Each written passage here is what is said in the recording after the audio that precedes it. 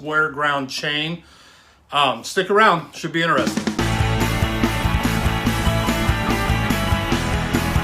Hey everyone, welcome to Good Day Farm. My name is Travis, and today I'm going to show you how I hand file a square ground chain.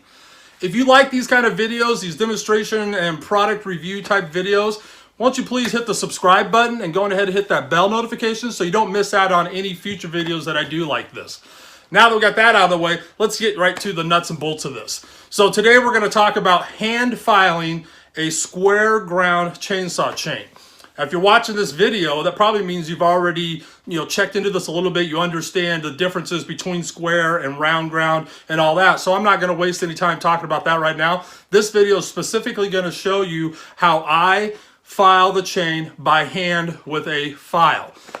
No guides, none of that kind of stuff, just by hand with a file. Now, first thing you'll need to know is I do use a double bevel flat file. That's what we'll be doing for the video. I also put my chain, I do it off the saw in a chain vise. A vise that's specifically made for holding chains, holds it very tight. There's no movement or anything like that. That's very important when you're filing this type of cutter. You don't want it to move at all because you have to get the chisel point, which we'll talk about in just a second, of that cutter dead on.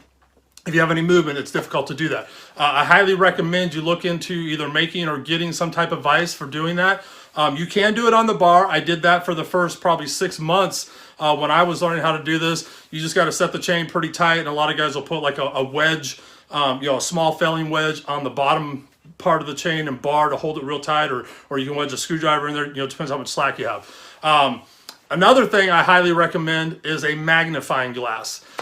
This will help you, especially when you're first learning, to make sure you're hitting your point dead on. You're trying to get it right to the corner. You don't want to be under it or over it and have what they call a beak. So I recommend a magnifying glass. And then lastly, or well, maybe not lastly, but lastly I'm talking about right now, make sure you're in a well-lit area. Have good lighting. Even if you have a secondary shop light that you can take the chain over to and look under with your magnifying glass and all that. It's ideal to have it over where you're filing so you can actually see what you're doing when you're filing. Anyhow, all that aside, let's just get right to it. All right, everybody, so here's the process. So I've got the chain mounted up in my vise here. The whole chain solid like that. It's not going to move. We're going to do this tooth right here. So hopefully this will get in close enough to show you. But what I'm doing here is, so on the file, you got the outside edge here before it goes down to that V on the bevel. So that line that's on the top of that file is what I'm going to be lining up with the point in the corner of the cutter tooth. Now, when you're round filing, you would have the file pretty flat and you'd do whatever angle for your tooth. This one, we're coming down, real close to probably like about 40 degrees. To where on the backside it's just going to touch the tie strap, and then you got to roll the file this way. You don't want to hold it flat. You got to roll it this way. The more you can roll it this way, the steeper the angle is on the underside of this cutter, basically the chisel. If you have it too flat, it'll be sharp, but it won't hold the edge long because there's not enough material. It'll be like a razor blade. The more you can roll this and get a good edge going there, then it's more like a chisel and it'll hold up longer. And then so you got that angle, this angle, and then you're this way. I usually just kind of match what the line on the tooth is. So, anywhere 25, 30 degrees, depending on your chain manufacturer. Let's just take a pass through. This is a brand new file. It's still a little grabby, so that's okay. Usually it'll smooth out after a couple of strokes. The key is, even if it's grabbing, is to try and keep everything perfectly straight. That once you've set your angle that you want to go, like right there is where I want to be. And see, it's already starting to smooth out as it cuts down that cutter. So that's about it, you guys.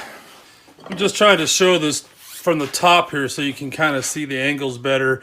You get the file in here. This edge, the top edge of the flat file, not the where it V's, but this top edge is what you're going to line up right into the point of the cutter there. I don't know if you can see that. And then, like I said, it's going to be pointed pretty straight down.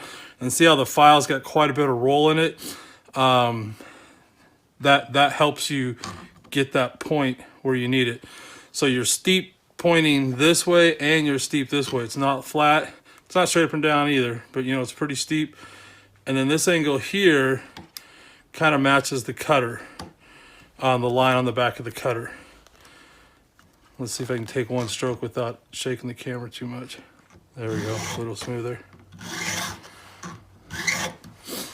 That's basically it. I know it's probably hard to see, but see that line there that goes out from the point down to you know, kind of the inside corner of the cutter tooth. That's basically what you're going for when you square file. Really hard to film this kind of stuff. And then you'll see right there, I was just nicking the tie strap. That's kind of the angle you want. See, now I'm getting glare, I can't really show you. And then there's the side angle. See how it angles back just a little bit? Everything below that's gullet. All that needs to be cleaned out on this one. There's a good, I don't know, a little over 1/8 of an inch there that can be down to the bottom of the strap that can be taken out. But this video is more about the cutter tooth, so that's what I was trying to show you. And yeah, I hope that makes sense. I hope you can see that line there. That's about it, guys. All right, so like I said, the actual concept of filing is simple. You're just filing the tooth, right? So it sounds very, very simple. The problem is with this file, because of how that comes to a V on the edge, and that's the critical part that you're filing with, there's no room for play.